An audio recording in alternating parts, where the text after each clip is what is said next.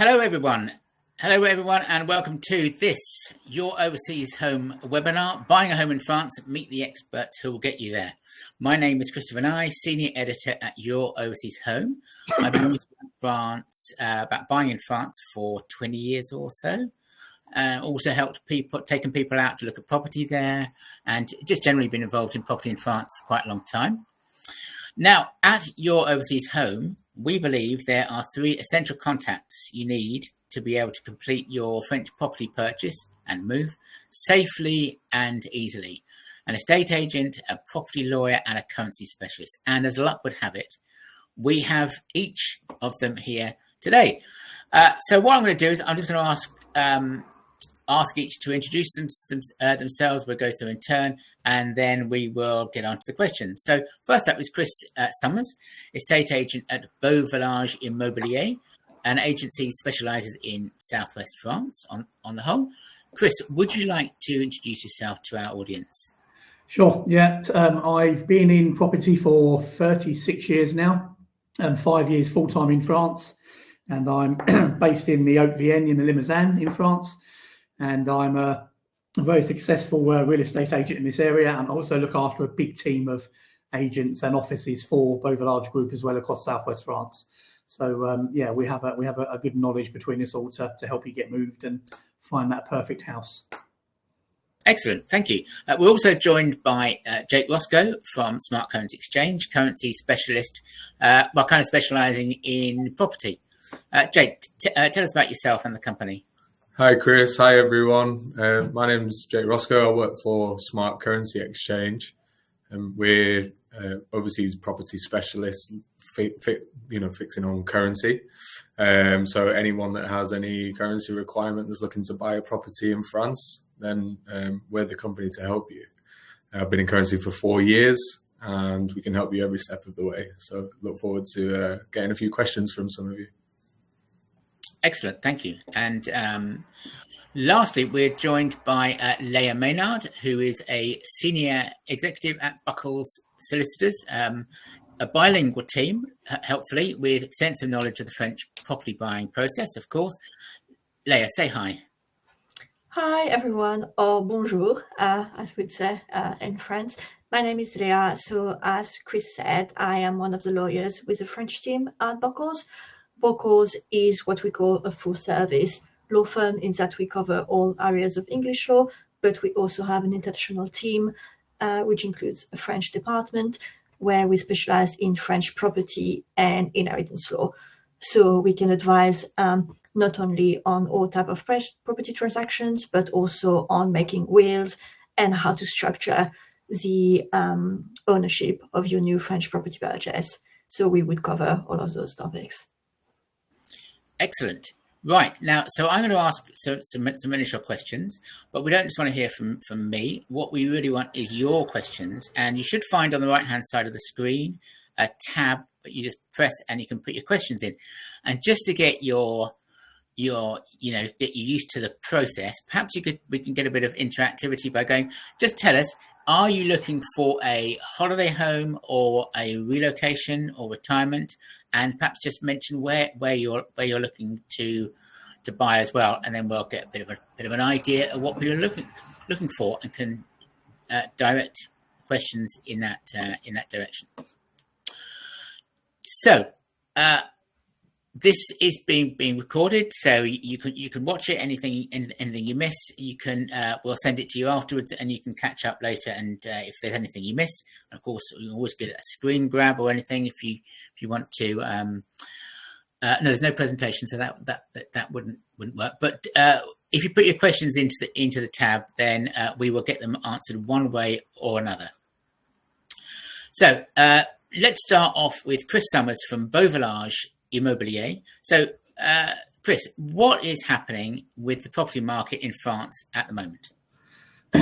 Yeah, I can only talk for the southwest France, really, because that's the key area we cover and have the knowledge of. But yeah, the market's really strong. It's become a bit more price sensitive.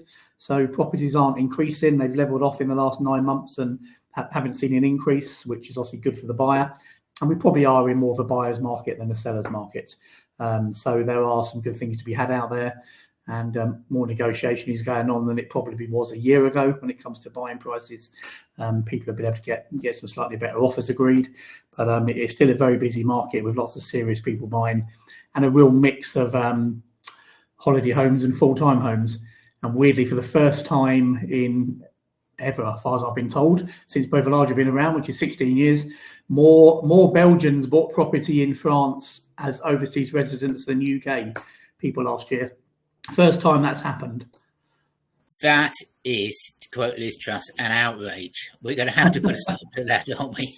But they're very close. Okay. It's only 1% behind. But first time, the UK is the first time they've not been ahead of the Dutch and the Belgians in buying in France. Well, okay. Well, there's a challenge for us all. Okay, so people are buying holiday homes and they're moving over. Are people going for? Is it still that picture perfect cottage with the flowers around the door, or are people maybe going for new build apartments and things? No, I think in the main it's people want to be. Obviously, I'm Southwest France, so we're quite a rural part of France. Not all of it's super rural. We've got lots of massive towns and cities, but a lot of what we sell is quite rural. But most of our buyers are looking for something that is changing, not too raw. They want to have a bit of peace and quiet, but they want to be able to walk to facilities or cycle to facilities. They're not looking. Less people are looking to be isolated or 5, 10 miles, 10 kilometres from the nearest town or shop. More people want to be within 2 to 3 kilometres from a bakery, a bar, a restaurant, some civilization, and be able to walk into it in the summer, cycle. Less people want to be isolated.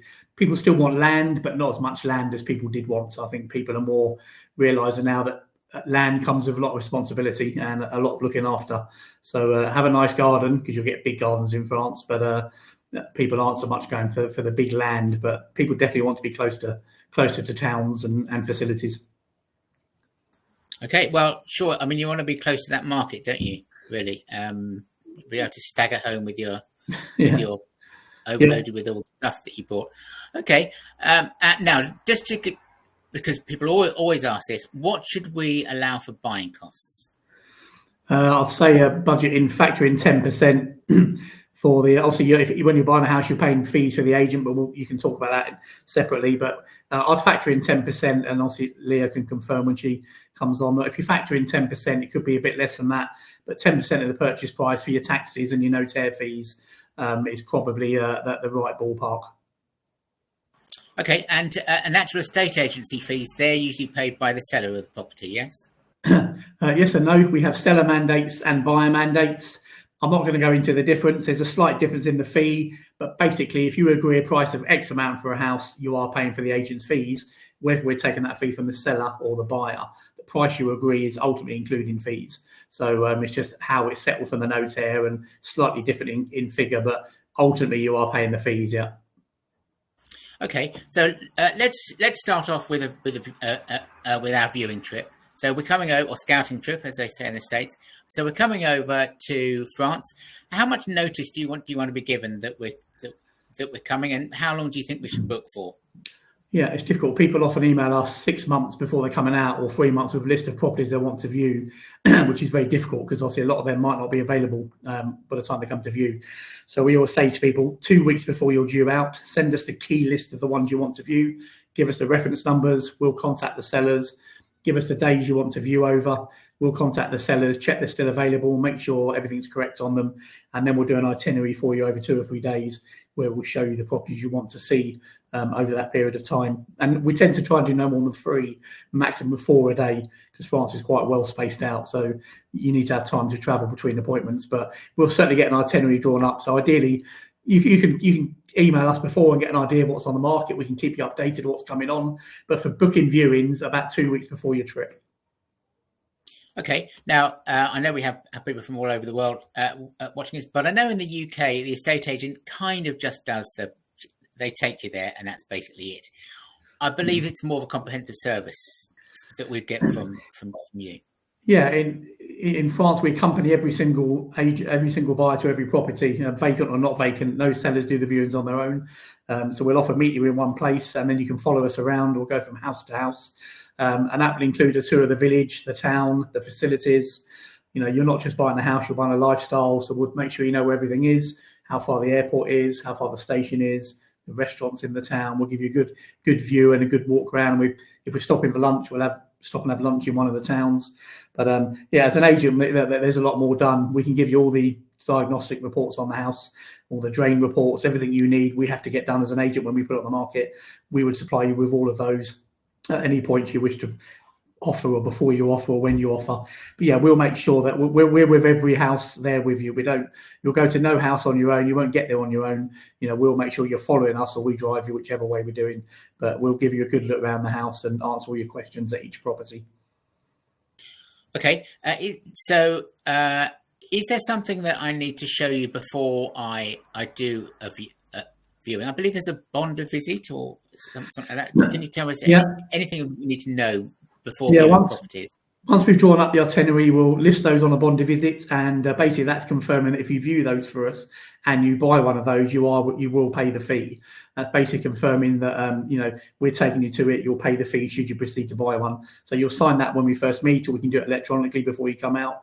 And obviously, if you make an offer, there's another process to go through with proof of funds and things like that. We have to have proof of funds. Either if you get a loan, we need proof of the loan, or we need proof of the funds in the bank or the pension pot, wherever you're taking them from. We need to make an offer on your behalf and put it forward correctly. We need to make sure you've got the funds to purchase. So we'd ask for a proof of funds if you proceed to make an offer. Is there any particular time of year that it's best to come out, or do you do any time? I know some of France shuts down for August. We're well past August now, but is there any particular time that you'd recommend? Do you work at sort of around Christmas, for example? Yeah, look, we're open all the time. There's no closed time for agents really. Offices may be closed, but most agents are self-employed, so they'll do viewings whenever they're required to do them. But it's for me, most people want to view houses in the spring and summer because they look lovely. But for me, viewing in the winter is probably as good, if not better, because you get to see any faults, any leaks, anything that's wrong with the house. You'll get to really see them firsthand. But obviously, viewing in spring and summer is a much nicer viewing trip because you have nice weather. You'll see the houses in much better weather. So, is it normal to offer just below the asking price, or I'm just wasting my time there? As I said earlier, we're in a buyer's market, so we are getting more offers. Go back 18 months, most offers were coming in very much on asking price, but it's a buyer's market now, so it is changing. But I always say to everybody that I go out on viewings with, if everyone comes here with a wish list, if you can find a house that ticks most of that wish list, don't haggle over 4,000 or 5,000 euros. If it's the one you want, don't risk losing it for 4,000 or 5,000 euros. Just pay what it's worth and what it's on at, and secure that house, because someone else will do if you don't. And everyone wants a deal. Everyone wants a bit of a bargain, understandable. But don't lose a house for the sake of a few thousand euro if it ticks all your boxes. Okay. And if you find a property and you're like anything like me, you think, oh, this is great, I love it. And then you start thinking, mind you, it'd be a bit better if that was there, and if that was there, and we had a pool, and if we knocked down that wall. So are you able to advise on any sort of planning issues, renting things out, that kind of thing, before we go too far, or do we have to wait for the lawyer to get involved there?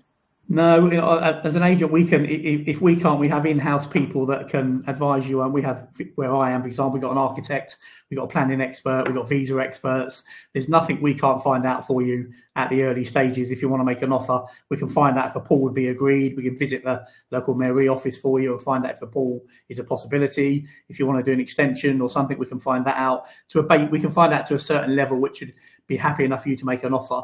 And then we can pursue it further from there. But I think that there's nothing we really can't help you with, really, when it comes to buying it. Every part of the journey. And it's great if you want to do things around the house and you want an opinion on things, or you want some advice. If we can't give it, we have people on hand, literally with a phone call, or can meet you at the house the next day and go through it with you and show you and talk about what you want to do and whether that's a possibility. And of course, planning applications are free in France, which is really great. You don't pay for a planning application in France. I didn't know that. That is good news. Okay, so last question for now. Roughly what timescale are we looking at between coming out on a viewing trip, finding the property that we love, and actually moving in? Yeah, depending on the house, depending whether SAFA's involved, which is the French Agricultural Society. But you're looking at 3 to 4 months. 3 ideally, probably 4, I'd say, at a push. But I'd go for 4. You might get it done in 3 if things all align perfectly well. Okay, fantastic. Now, just before we get on to Jake, I just want to look at some of your responses. So let's see. We've got Normandy, we've got Brittany, we've got Arles. My sister-in-law has a place in Arles, and it's absolutely gorgeous, I have to say. We've got one looking at campsite, wants to buy a campsite in the Pyrenees. Lovely. And another one looking to buy Cannes on Tibes, Nice. Nice if you can afford it, Tommy. Excellent, but also leaning towards southwest France. I have to tell you, if you're looking for a really classy location, I was in Biarritz last week, and it was absolutely gorgeous. So I would add that onto your list, Tommy, as well. Okay, so let's move on to our currency expert, Jake. Tell us a little bit about the pound to euro rate at the moment, Jake. Is it a good time to buy? It certainly is. If you're in the UK and you're looking to buy somewhere in France or anywhere in Europe, it's a great time. We're currently trading at 2-year highs around about the 119, 120 mark. So, Chris and Leo will probably be able to tell you that it's a very good time to buy because your pounds are going a little bit further than they were at the beginning of the year. Excellent. Okay. But we've already heard that it can take 3 or 4 months. So where's it going to be in 3 or 4 months? If I knew that, I wouldn't be speaking with you, Chris. I'd be on a beach somewhere probably, sipping a nice cocktail. No one knows. No one has a crystal ball. The markets are constantly moving, which is why companies like ourselves exist. We help you navigate that currency risk. And like you said, a completion can be 3 to 4 months. The market can move anywhere between 5 or 10% within that time. So my advice and our suggestion is the sooner you can speak to someone about your foreign currency, the better and the more options you have. And, you're well equipped to deal with any sort of movements in the market. But I guess so we don't know where it's going to be in 3 or 4 months, but we know what it is now. So if I make an offer today, how do I protect myself from the fact that it might fall? That's a great question. So we have a few options here at Smart. We've got 2 main types of contracts. One of them is called your spot contract, which is basically whatever the price is on the day, that's the price that you will get. So if you were trading today, you'd get anywhere between 119 and 120. But we also have a product called a forward contract, which not everybody has heard about. Now, a forward contract basically you can fix the rate in today. So if there's a rate that you like, for example, today, you can fix that rate with us with a small 5% deposit, and we will deliver you that rate on the day of your completion. So then ultimately what you're doing there is removing any currency risk and any surprises at the back end of the completion date.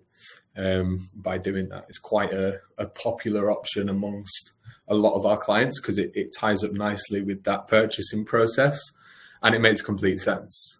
You wouldn't go into buying a house in the UK without knowing the final price within 4 months. So, why would you do that in France or any other country? It makes no sense to me. Anyway. Okay, so just to reiterate, so if you see a property today and you like the price, we can call you and we would say, okay, I'm buying this. It's going to take 3 or 4 months. I want to make sure that I don't lose money on the exchange. If the pound falls in that time, I want to make sure that I'm not caught out having to pay thousands more. And I take out a forward contract with about 5% deposit, and then my money is locked in, and I know that I can afford it. Correct. And then you'll just pay the other 95% on the day of completion for the rest of your euros, basically. Okay, that sounds good. And okay, so can you talk us through the rough process of the exchange? So I guess I open an account with you. I'm not sending cash, obviously. So how does that all work? Yeah, so we have local accounts in different countries. So what you would do is essentially, in a nutshell, you will send us the pounds to our client account here in Smart, completely segregated, so your funds are protected. And then what we will do is we will send the agreed amount of euros that we've agreed on the phone with your personal account manager. We will send that amount in euros to the bank account of your choice. So it could be the estate agent, it could be the notaire, it could be your own bank account, wherever you decide, or wherever the agent or notaire decides that the funds need to go to, then that's where, and again, I might be slightly wrong here, Leah or Chris might say otherwise, but we can send the funds wherever you want them to go, basically, and usually arrive within 24, 48 hours. Sure. Okay. Fantastic. And can you also do work in other currencies? Can you do dollars? Yeah, we can do dollars. We do most currency pairs. The best thing for you to do is, if you're, not your major currency pair, is just get in touch with us, and we'll be able to tell you if we can help you or not. If we can't, we have someone that can help in cases that we can't. But we do trade most major currencies and other more exotic currencies as well, as we like to call them. So yeah, we can facilitate quite a few different ones. Okay. Now, if I've taken out that forward contract and something goes wrong, the sale falls through, what happens? Presumably, I'm stuck with a contract. So what happens there? So there's a few different. Well, first of all, there's we like to tell our clients to lock in a forward contract if they're certain. I know some things can happen and things fall out of bed. It doesn't happen very often. I can probably count on two hands how many times we've had to do that. So that's the first thing to take note of.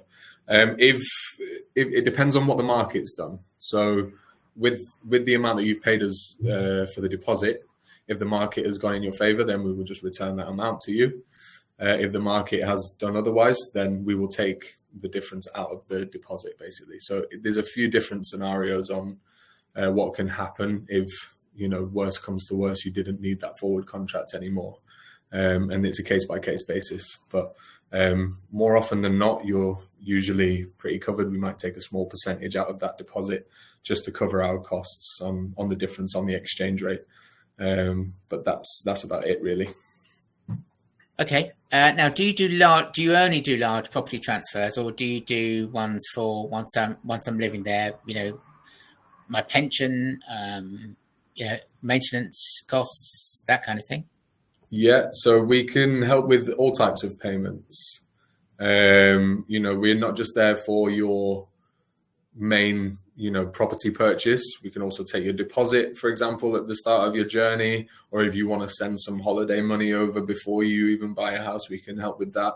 And then once you've paid for your property, then you may have mortgage payments. Like you said, Chris, you may have a UK pension coming in. We can set up what we call a regular payment plan on a monthly basis. So you know exactly how many euros you're going to be getting for your pounds, for your mortgage. If you need to, you have a certain amount to pay for your mortgage, or you just want to fix a rate for your pension, we can help with all that. So we're here at every step of the journey, really. We've got clients that have been with us for the past 20 years, which is crazy to think about. But and again, even further down the line, if you came to sell that property and you needed to exchange your funds back into pounds, we can also facilitate with that, which we do get quite a lot of. Okay, brilliant. Now, we've got quite a few questions stacking up. So before we come to Leah, let's just get a few of these answered. So one from Amy, who's in the US, looking to come to paint, to retire in France, possibly looking at Arles. She is worried about having to pay cash and not being able to get a mortgage from the US. Does anyone know, are people from America able to get mortgages in France? Yes, it's possible. French lenders tend to not like very much lending to non-residents. So at the moment, you would have to borrow a fair amount. I think from what I know, unless you borrow 600,000 euros or more, you will not get a bank to make you a mortgage offer. So it's possible, but they're really targeting those higher net worth individuals. It may be possible for you to get a US mortgage, but then it becomes more complicated in terms of securing a charge against the French property. So if you are looking at properties at, around the 250,000 euros mark, then no, it's very unlikely that you will be able to get a mortgage. It's possible, but French banks are just not interested because for them it's additional regulatory requirements for not very much benefit. Okay, thanks, Amy, and thanks, Leah, obviously. One from Toby: can state and private pensions be claimed in France? I think that's a yes, isn't it? Yes. Yeah, absolutely. Yeah, we have a number of clients who live here now and have all their pensions claimed here. Yeah. Well, it might be tricky. Sorry. No, I was going to say, however, if you are living in France full time, you will have to pay income tax in France on your UK pension. There is a double tax treaty that helps in terms of not having to pay tax twice in England and in France. But what can happen is that you may lose all of your UK tax benefits on pension and then end up being taxed at a lot higher rate on your pension. So if you do, want to move to France and you're relying on this pension income, you would really need to speak to a dual qualified accountant to see what the income tax situation is going to look like for you and make sure you end up with enough money to sustain your lifestyle. Yeah, because for example, we get 25% lump sum free, don't we? Free of tax, and you wouldn't get that necessarily if you're a French tax. Yeah, tax resident. Okay. Yeah, so you do want to speak to a tax expert on that one. Okay. So, Leah, we've just heard from you, but tell us, let's move on to the legal aspects in particular. And so we always encourage people at Your Overseas Home, we always encourage people to consult an independent property lawyer. Why is it so important that we contact you and we don't just rely on the notaire? So the role of the notaire really can be a little bit confusing to understand for a UK buyer, because that's not something that exists at all in England. So the notaire is a state-appointed public official, and the main role is to make sure that the transaction meets all of the legal requirements under French law, so that you're provided with all the relevant paperwork, etc. They also make sure that all the relevant taxes on the transactions are paid. But they can act for both buyer and seller in the transaction, which means that they're going to take, this step back in terms of being a neutral individual. Where we come into play is that we only advise you, our client, and we can always tell you very frankly if something, is it an actual normal thing in France? Something that happens a lot, people come to us, is that they've asked a question and, they got waved away. No, that's just the way we do things in France, don't worry about it. And obviously, unless you've got this person who's specifically advising you and only you can never know whether it is actually just the way we do things in France or whether they just can't be bothered to actually provide you with the advice that you need. And a lot of notaires do speak some English, but legal English is obviously a very different situation. And I would say another big advantage of working with us is that we are dual qualified and we know both the English process and the French process. If you go to a notaire and you ask them, when are we exchanging contracts, they're going to look at you with big eyes like, what do you mean? I'm not going to give you a contract. You're not going to give me a contract back. That's not how it works. Whereas I would understand what exchanging contract means, and then I would actually be able to put it in, French terms and fit it within the French process. So we not only understand the French process, but where you, as a UK-based buyer, is coming from in all those questions you're asking about the process. Okay. And when would you advise us to get in touch with you? Is it when we've actually found a property, we've been to France and found a property, or perhaps before we organise our viewing trip? It's really up to you. So where we do become useful is once you've made an offer and once this offer has been accepted. So that's where we start, getting legal paperwork that we need to review, and before you sign it and before you start committing yourself. Otherwise, obviously, if you want to have a chat before you go to France in terms of, something we've read about, we're finding really confusing, etc., we're always happy to, have a quick chat and give you some pointers. But obviously, each property is going to be different in terms of the questions you ask and the legalities of what you have to look into. Okay, I can see my camera's gone off, but for some reason, but I am still here. I hope you can still hear me. I was really worried for a second. I was like, gosh, I'm going to have to ask myself some questions. At least you've got a nice picture on this. If I'm asked to sign a document, say once I get there for a reservation deposit, say, am I safe to do that, or would I at that point I get in contact with you? I would guess. I think before you sign anything, formal looking, do run it past a lawyer. You might not realize that maybe you're being asked to sign something that's a little bit out of the ordinary. A reservation deposit is really quite unusual in France, so that can be a bit of a red flag. Where is the money going to be held? When do I get it back? All of this, you need to make sure you actually properly understand it. And the offer as a buyer might feel like quite a casual document because you have your cooling off period, etc. But it does set the tone for your entire transaction. So if in your offer you've forgot to mention things, or somebody put some timescales in there and you don't realize you're committed to the timescales, all of this you really need to make sure that you've got a good understanding of it. And sometimes you're going to be given a document. Are you going to realize that this is a contract by which you're completely committed? It's quite a big document, but at the same time, if you're being asked to sign something, you should always ask yourself, this is official. What am I committing myself to legally? What are the risks if I don't want to proceed? So you mentioned contracts. Could you just sort of take us through very basically the process, what we're going to have to sign, and the names of the contracts? Yeah, so your first document you will sign is your offer. It's not mandatory to have a formal offer document, but it's highly recommended because you'll be able to put some timescales on it. You will be able to be very clear. We will need a mortgage condition precedent. This is how much deposit we're paying. So that's where all of your key conditions are already going to be recorded.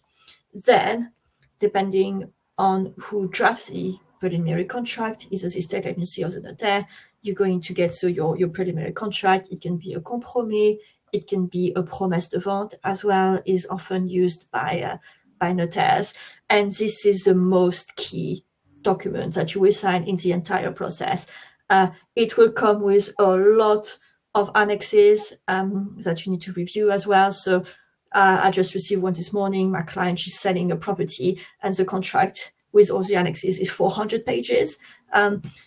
Because you've got, with an apartment, not only do you have your contract, you also have all of your copropriété documents, etc. So there is an absolute ton of things to review. Usually, you should expect to get this and sign this within 3 to 4 weeks of having signed your offer. Just because it's such an important document, I would never advise, rushing to the signature of it, because once you've signed it, it's going to be impossible to, walk it back and add new conditions, etc. So you may be put under pressure, but I would say this is the time to really take your time, make sure you're happy with the property, we do all the due diligence, etc. Afterwards, really, the process is just going to tick along with the notaire preparing the file for completion, and completion would happen usually within 2 to 3 months of the signature of the preliminary contract. On completion, everybody meets up at the notaire's office. It's really quite pleasant and official, and everybody's there. You sign your transfer deed, which is going to be a repeat of your preliminary contract, and then you get handed the keys. So it's really quite a very nice type of legal meeting to have. Sometimes you go out with your sellers, and you have a drink. They show you around the properties the morning of, etc. So it's really the really nice part of the process, and then that's it. You use the honor of a property in France. Yeah, I was going to ask about that because I know a lot of people they just do this by power of attorney, which is possible, I would guess, Yeah. but it seems to take away slightly from the excitement of the whole process. Yeah, power of attorney, usually for the preliminary contract, is what happens. Because very often what happened is you went there, you love the property, you signed your offer, you went back to the UK. Obviously, you're not going to check again back to France 3 weeks afterwards. That's a lot of back and forth. Yeah. So usually preliminary contract by power of attorney, Got it. completion always better to do in person. You want to check the property. You want to make sure they haven't taken the light bulbs. You want to make sure no windows are broken, the swimming pool is working, etc. Yes. Yeah, quite. Who organises the notaire? Is that you, or is that someone I've got to find? For the notaire, as a buyer, you are entitled to appoint your own notaire, and it doesn't cost more because if there are two notaires, one buyer notaire and one seller notaire, they will share all of the purchase fees. Usually, the estate agent is going to make a recommendation. Trust it. I've never had an estate agent recommend a bad notaire to me. They are always recommending the notaire who actually replies to emails, is a bit more familiar with your foreign buyer, etc. So they will absolutely know everybody locally, and they will tell you if we pick this notaire, it's going to take another 2 months more than what the process would usually take. And if you've got your own legal advisor, it's really unnecessary to have two separate notaires. The only thing that's going to do is it's going to slow down the process a lot. Notaires are very busy. They're not quick to begin with. If you add two notaires into the mix, it just multiplies the issue. Is that why it takes so long? Because I know some might think, well, how come it takes 4 months? In fact, we've had a question about that, if I can find it. Yes. Yes, all information indicates that purchasing is a time-consuming process. If the transaction is all cash, will that speed up the purchase?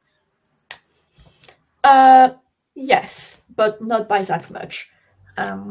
Once you sign your preliminary contract, you will have a set of conditions precedent that have to be met before you can complete.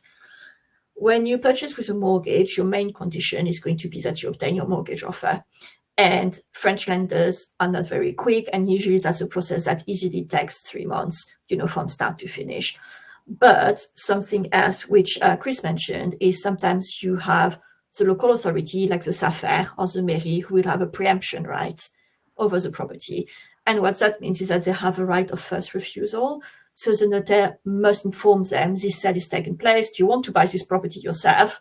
Most of the time, they don't care, but they have 2 months to give their reply. And when they don't care, they also don't care about replying. So what you have to do is wait those 2 months from the date of notice before you can actually be able to complete. So this 2 months period is really the shortest I've seen. Even without a mortgage, 2 to 3 months is what you would see on average. Okay. Now, if we're buying off plan, then obviously it might take us, a couple of years. Are there any differences in the process with off plan or costs or anything? Yeah. The off plan process is extremely different. So what you will do is you will sign your reservation contract, and then this will set up milestones, and for each milestone you have to pay a slice of the purchase price. So you don't give all of your money and then cross your fingers and pray that at some point this build is going to complete. So you do have those milestones that have to be hit. You will have specific deadlines. You don't part with your money until the milestone is hit, and that's where a forward contract is particularly important, because if this is, spread out over a year, 2 years, what you don't want is to have your currency going up and down and you never really knowing how much you're going to have to pay for your next, key stage. And then obviously you've got what everyone is used to, you snagging, etc., before you actually, complete. And there are a lot more things to check, because obviously you're going to have a lot of additional guarantees, insurances, for all the substantial structural building work that's been carried out. And does that mean that because there's all those checks that it's perfectly safe to buy off plan? Yes, absolutely. It used to be very popular a few years ago, where you could buy off plan under a leaseback scheme, which is you bought off plan, and then once the property was completed, you had this undertaking that you would instruct a commercial agent to, do all those commercial tenancies.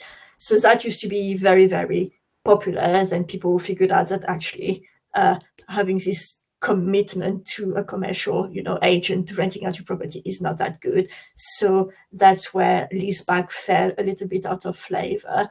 There is also a type of off-plan property where you buy a property that's not new, but that is going to be fully renovated by, a qualified builder. So that's also a different type of contract that you would have for this type of mergers. Okay. So you mentioned rental there. So if we are looking to, I guess there's two kinds of people. There's people who want to buy a holiday home and just sort of rent it out a bit. Friends and family will go there some of the time, but also they're thinking, well, we could make a little bit of money. Maybe we don't particularly want to be there in August, so we could rent it out in all of August. What do they need to know about that? Is that possible, or is the process so hard that it's not worth bothering? Chris, do feel free to chip in as well. Yeah, Chris, you were nodding, so I think you've come across that question a fair amount, haven't you? I think rentals have changed a lot in France since June 21 because of the DPE situation with regards to, in the UK, you have a DPE rating on a house as well now. But in France, they're getting very strict with them. And if they're not, at the moment, it's an F and G, but it goes to E from January as well.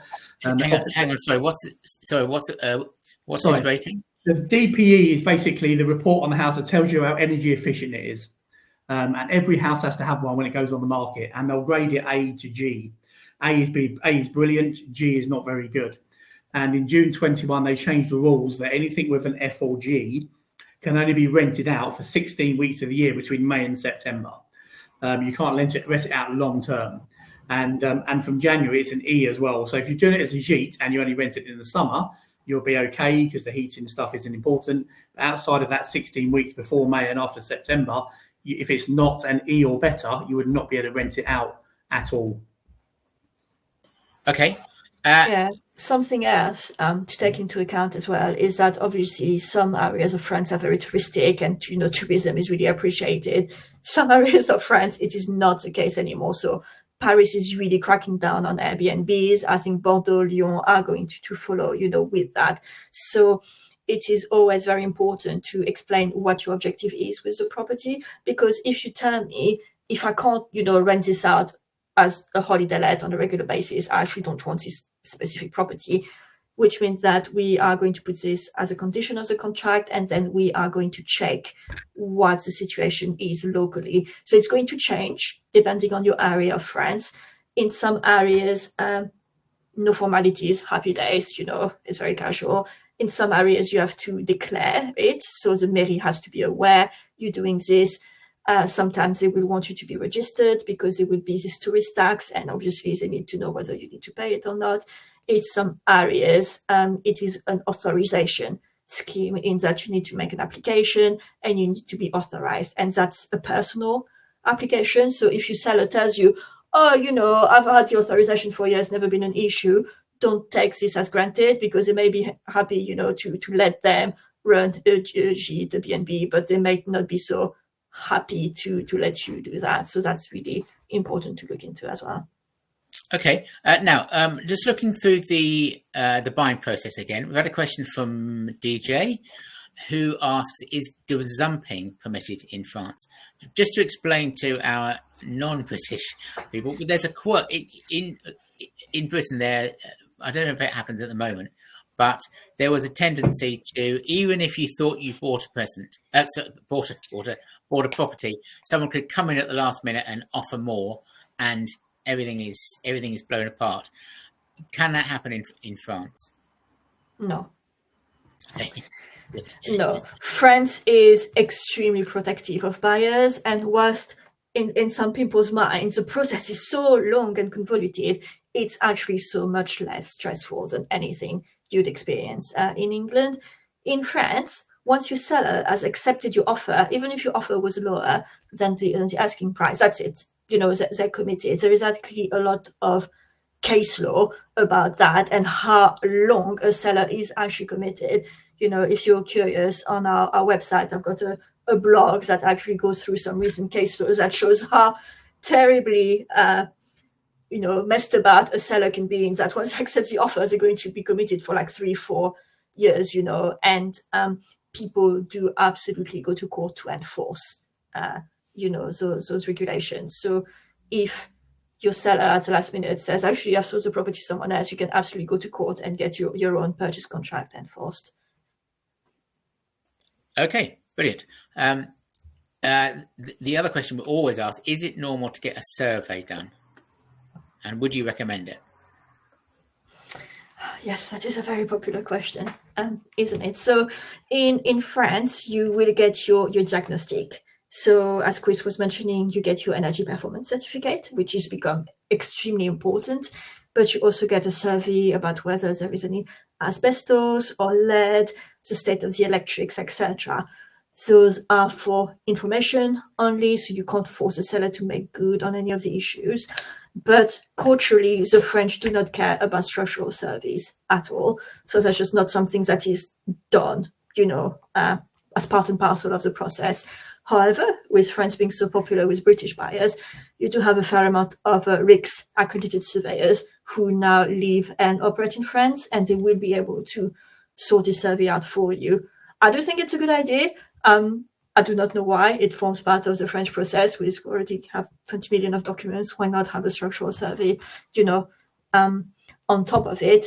But you have to make sure you get it sorted as early as you can, because you are not going to be able to make your purchase subject to a satisfactory survey, because that is very subjective. And And nobody will want to give you this get out of jail free card that, the surveyor said there is a bit of issue with the roof, not satisfactory, I'm withdrawing. So obviously, because the French process is very secure and there is only so many ways you can cancel your transaction, you need basically to get your structural survey before the end of your cooling off period. Okay. Right. Let's go through some of these questions, some of our audience questions now, because we are running out of time. So Tommy has asked, does French law allow property to be held in trust? That's going to be for me again, isn't it? Yeah, I'm afraid so. Yeah, that's fine. It's not unlawful. It's not illegal. It's just a terrible, terrible idea. It gets technical, and we got lots of questions, so I'm not going to spend too long on it. It's possible you're going to trigger reporting obligation. If you don't comply with those, they're going to fine you 20,000 euros. And also, it's a catastrophe from a tax perspective. And the land registry is not built in France to have a trust owning a property. So then you get into a lot of issues in terms of who is going to be the owners, if it's the trustees, but they want to then transfer the property to a beneficiary. How do we tax that? So it is just a very, very bad idea. Very often when we get this question, there is some intention, there is a why behind it. And we do spend a lot of time, going through why would you want to do that? And then we try to find the solutions that would work much better within French law. Okay, great. So one from Toby. Toby is thinking of moving to the Midi-Pyrenees. He was wondering about healthcare and education for children aged 8 and 11. Sorry. I know this isn't something that we cover here in particular, but what would you say to someone who's thinking of bringing over their sort of primary school age kids? I think I deal with a lot of people that have done that, a lot of people. Obviously, if you're bringing them over and they're going to start in some form of primary school, it's much easier because by the time they get to secondary school, they're probably pretty fluent in French. Putting children straight into secondary school, and again, I've had a lot of clients do it. I think the first year is very tough, but once you get past that first year, I think it's numerous clients and friends of mine. I've got friends here that have come over children of 8, 9, 12, 13. It's harder straight to secondary school, but the system's very good. And they may well put you back a year. A lot of people I work with, their children have been put back 1 year to allow them to learn more French and catch up a bit first rather than going straight into the... My friend's son was due to start secondary school, but they put him back into the last year of primary. So he went back 1 year and then went to secondary. And he's now flying. He's at uni and French, fully French. He's just getting his citizenship. He's he's fine. So it's very good, and they are very helpful at the schools if you are joining the schools. Okay. Now we've had one person wants to thinking of opening a campsite, and another one thinking of opening a gîte or operating a gîte. How does that work with the retirement? If you're retired there, if you're on a retirement, I guess we're getting into visas, which isn't your speciality. But does anyone know how do people manage with a gîte when they've got a retirement visa? I think you need to look at the conditions of your visa.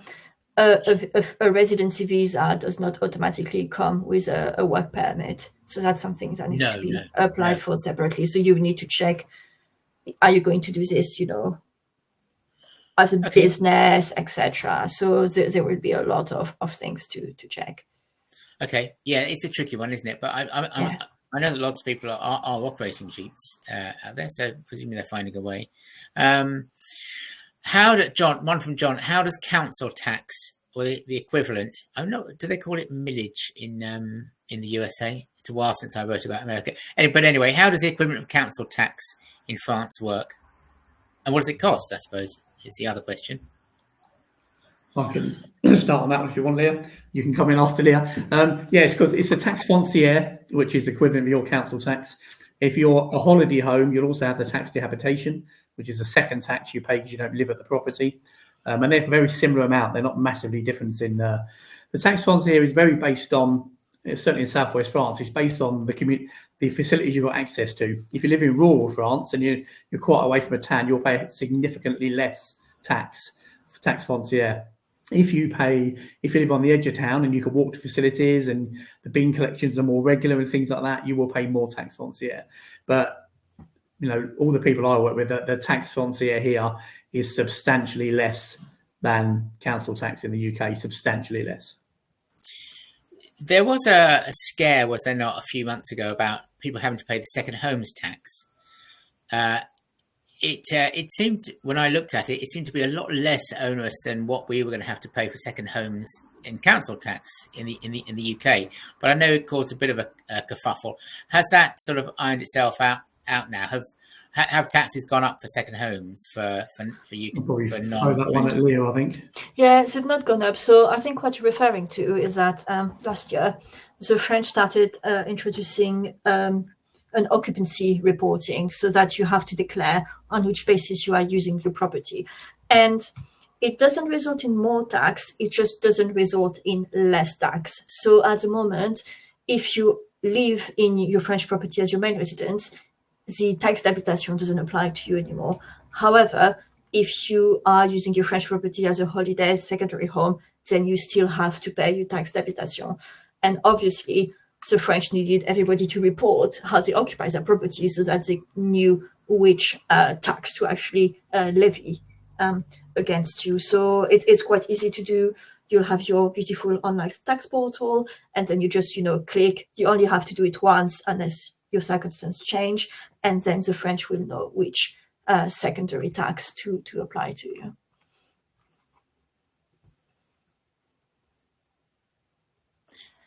Sorry, one from Toby. Is property and third-party insurance expensive? I don't think it is. I think it's very similar to the UK on house insurance. I don't think it's much different. Maybe a little bit cheaper here, but it's very, very similar. And the process of getting house insurance, also, it's a legal requirement here. I think Leo totally is it. It's a legal requirement to have house insurance. I think you can't have a house here and not have it insured, which is great because if your neighbour's wall falls down and you've got something to go against. But I think it's very competitive and it's very similar to the UK, really. Okay. Yeah, I often arrange insurance for property of people who've passed away, and 300, 400 euros at most. Your house insurance also comes with, I think, what Toby was referring to, a third-party liability insurance. In that, not only if something happens to your property will you be covered, but also if you've got somebody coming over, a friend or your cleaning lady, and they hurt themselves at your property, this would also be covered under your house insurance. So you're covered a fair amount more, I feel, under the French system.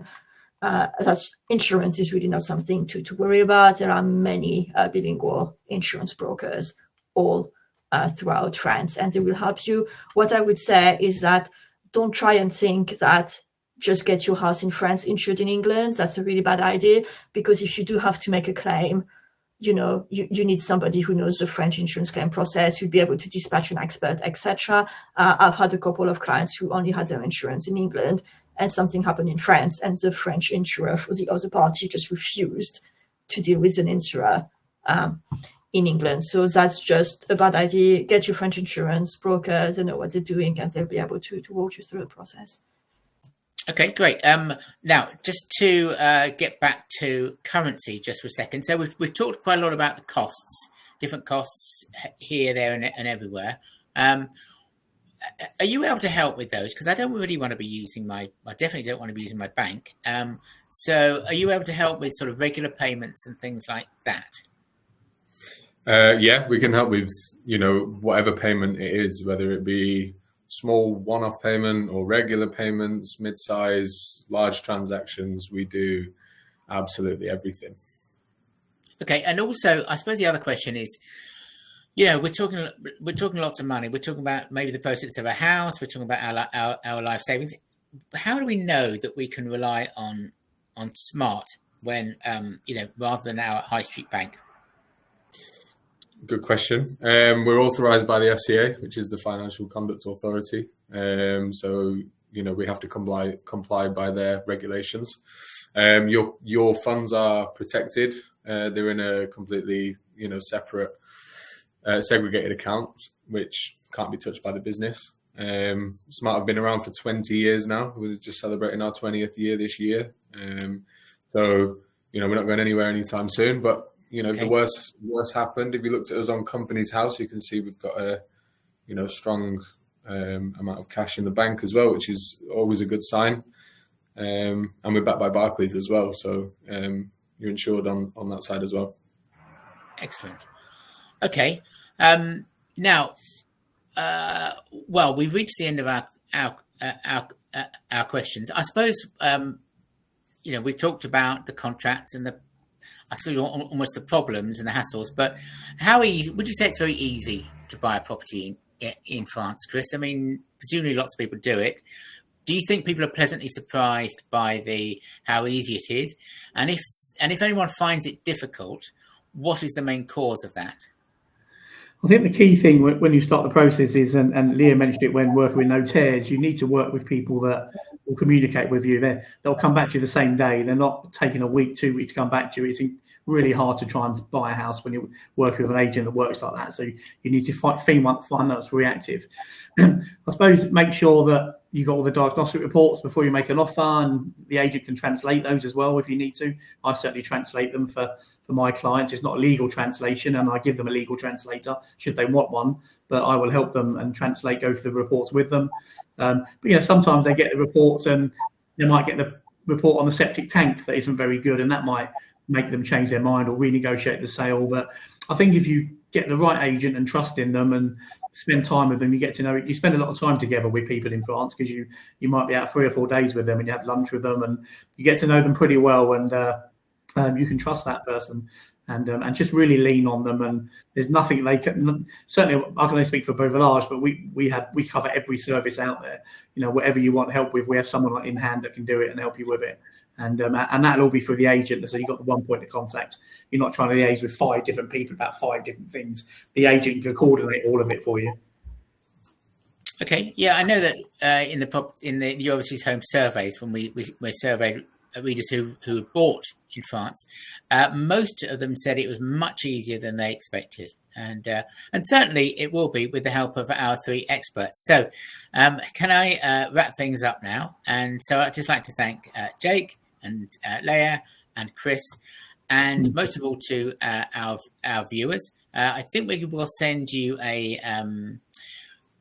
you will be either sent one, or you can just find it on demand on the website. So either way, you can view this again.